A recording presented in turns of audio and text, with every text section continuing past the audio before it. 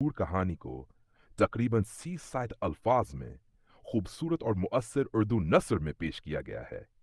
वतायो फ़कीरा वर काजी का सवाल तायो फ़कीर सिंध की धरती का हसाद हम गर्दाना शख्स था जब अपनी फ़कीरी सच्चाई और तंज हिकमत से लोगों के दिलों में घर कर चुका था। उसकी बातों में न सिर्फ मजाज पा होता बल्कि जिंदगी के बड़े बड़े सबक भी होते।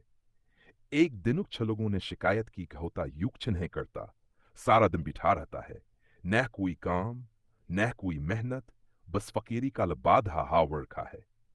यह बात काजी तक पहुंची और उसने वतायो को दरबार में बलवा लिया।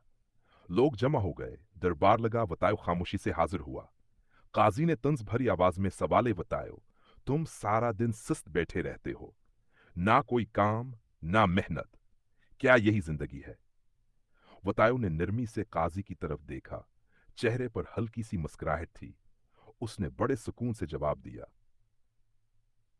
जनाबे वाला, अगर सिर्फ मेहनत से ही दौलत और इज्जत मिलती तो गिधा सबसे बड़ा बादशाह होता।